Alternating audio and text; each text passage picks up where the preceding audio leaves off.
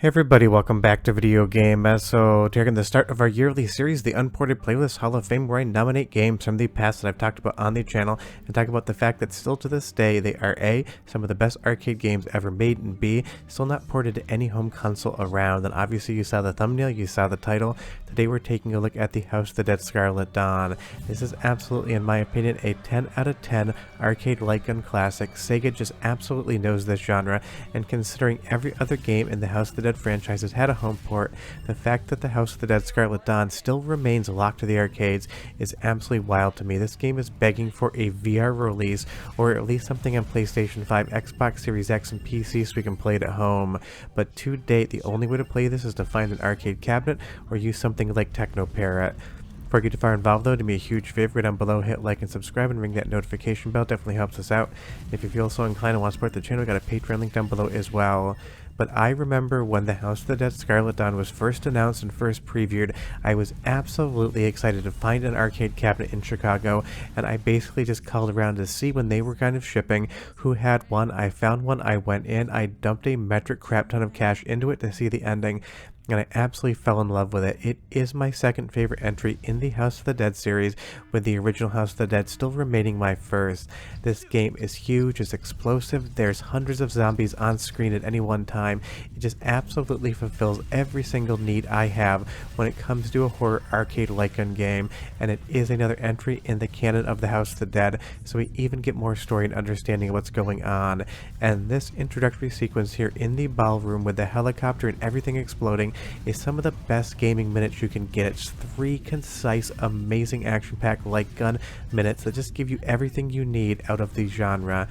And I understand that these cabinets are not cheap, and the reason it's probably never been ported home is there needs to be some arcade exclusivity, or else vendors and operators are not going to want to buy these things if they know in 6 months people can just play it at home by downloading it for like $25–$30. But enough time has gone by that I am shocked that this thing has never made it anywhere. And considering it does use the Unreal Engine, getting a VR port wouldn't be a completely free port, but it would be something that that engine is capable of, and I'd absolutely love to play the game that way. But it just seems like Sega is determined never to bring this game home, and it would be the first arcade game in the mainline series never to see a home port. That is why obviously it's such an easy nomination to the Unported Playlist Hall of Fame. It is just classic House of the Dead through and through in all the best ways possible.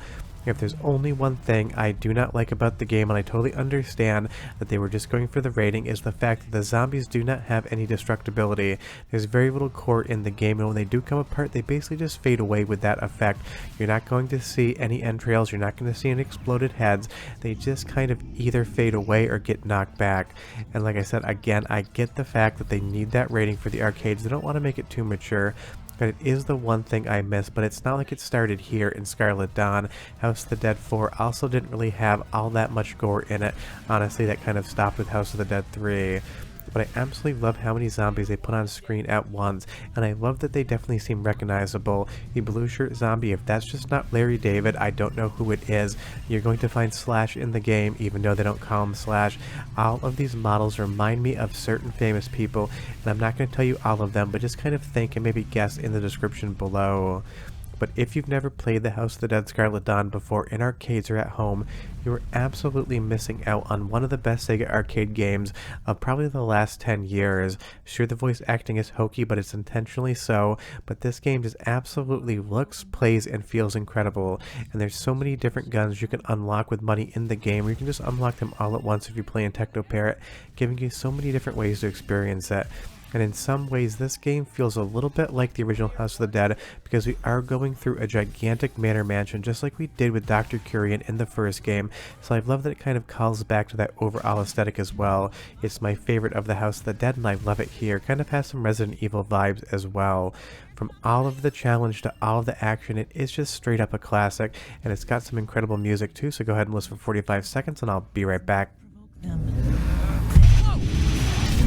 So many of them. We'll have to fall back. Going in. Let's climb up. We're not far behind.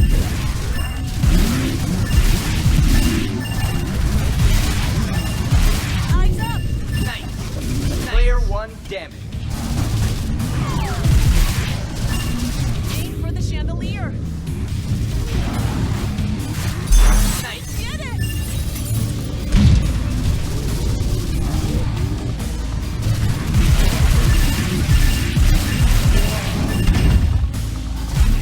Just straight up awesome, and I love that dining room scene because it basically is a direct callback to the original House of the Dead when you went through Dr. Kurian's mansion's dining room and you had all of the zombies in there with some meat on the table. Definitely not as graphic here, but it just works, and I even love this ATV sequence. There's going to be some vehicle sequences in the game, and they are a ton of fun. Honestly, when I think about the House of the Dead Scarlet Dawn, I really do struggle to find anything about the game I do not like. From the cutscenes to all of the bosses to everything else, it just 100% hits. I don't even mind the fact that they remade some of the bosses from some of the previous games because they just look absolutely spectacular here, and they are so much fun to fight. The boss battles definitely have a slightly different setup though. At least in the first few, you're not really going to be able to do a ton of damage to them. You have to do things in the environment like finding a rocket launcher to hit this one here, or when you fight against the giant squid, hitting a tank behind him. But I do like that creativity in the boss battles. They're long, they're complex, and they really just give you everything you need out of something like the House of the Dead. And the capture and save your companion mechanic works as well.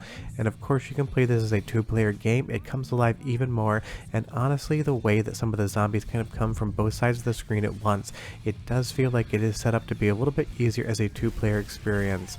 But again, this game just absolutely delivers on what Sega's been delivering since the original House of the Dead game. Just straight up horror arcade shooting goodness.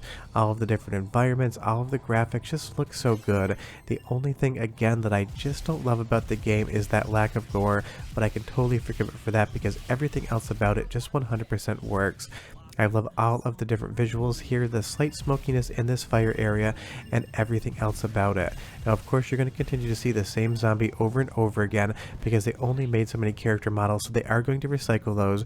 Maybe if there is a House of the Dead 5 someday, they can use some sort of AI companion to be able to kind of articulate zombies differently, so that even if the artists make 30 or 40 models, maybe they can kind of just diversify those out into 150 or so. But I totally get it. Trying to load all of this into RAM at once can be quite difficult as well. So as opposed to putting 20 independent models on screen at once, you put 5 of them and just copy and paste them to keep those memory requirements a little bit lower.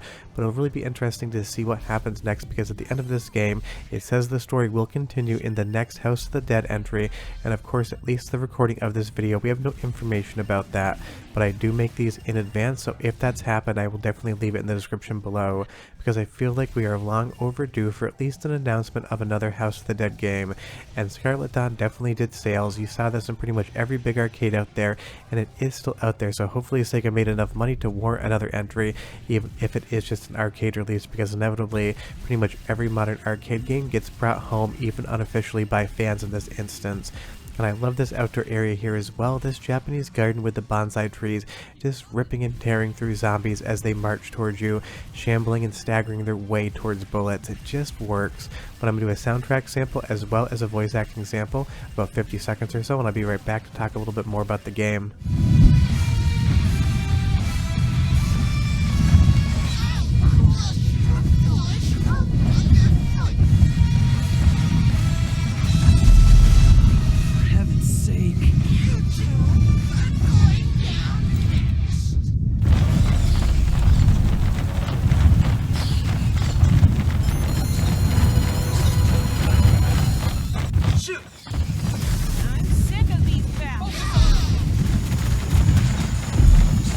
Player 1 damage.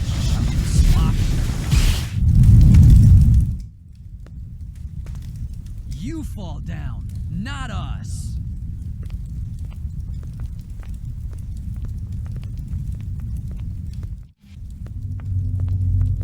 My brother's always up against these kind of things. As far as I know, it's happened 3 times in the past. My body won't last against these things. It may not be long before I see my brother again.